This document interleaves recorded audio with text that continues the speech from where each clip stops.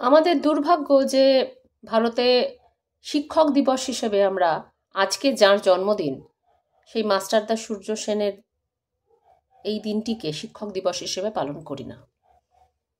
আমরা পালন করি রাধাকৃষ্ণনের জন্মদিনকে। যদিও আমার জানা নেই যে স্বাধীন ভারতবর্ষের শিক্ষার যে পাঠ্যক্রম তার সঙ্গে রাধাকৃষ্ণনের যে দর্শন তার কতটা মিল। কিন্তু এটুকু জানা আছে যে মাস্টারদা সূর্য সেন যে শিক্ষকতা এবং ছাত্রত্ব তার যে সংজ্ঞা তিনি তৈরি করে গেছেন তা বিতর্কের অতীত। অর্থাৎ একজন আদর্শ ছাত্র মানে রাজনীতি করবে এবং সে দেশের জন্য এমনকি দরকার হলে প্রাণ পর্যন্ত দেবে।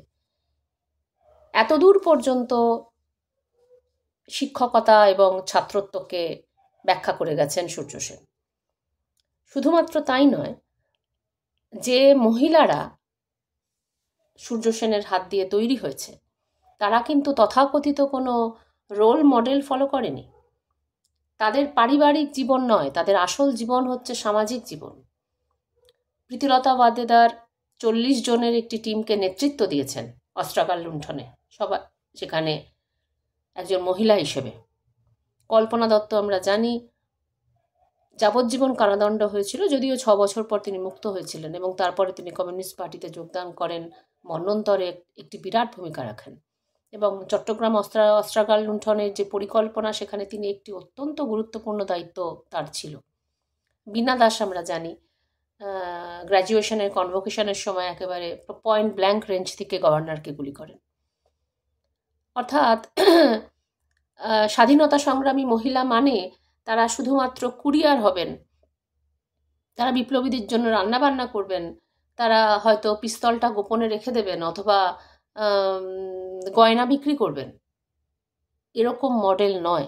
একেবারে সামনের সারিতে নেতৃত্বদায়ী ভূমিকা হিসেবে মেয়েদের তৈরি করেছিলেন মাস্টারদা সূর্য সেন। ফলত ভারতবাসী হিসেবে, বাঙালি হিসেবে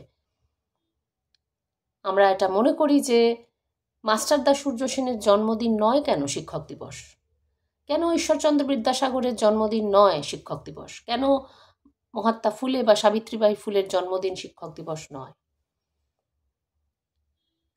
আমরা আগেই বলেছি যে বাঙালিরা কিন্তু কখনোই বল্লাল সেনের মূর্তিতে মাল্যদান করে না, বা এমনকি সিরাজউদ্দৌলার মূর্তিতেও মাল্যদান করে না। আমরা মাল্যদান করি বল্লাল সেন নয়, সূর্য সেনের মূর্তিতে। ফলত আজকে যার জন্মদিন তিনি ভারতের শিক্ষক হিসেবে প্রতিষ্ঠিত হননি, এটা আমাদের কাছে লজ্জা।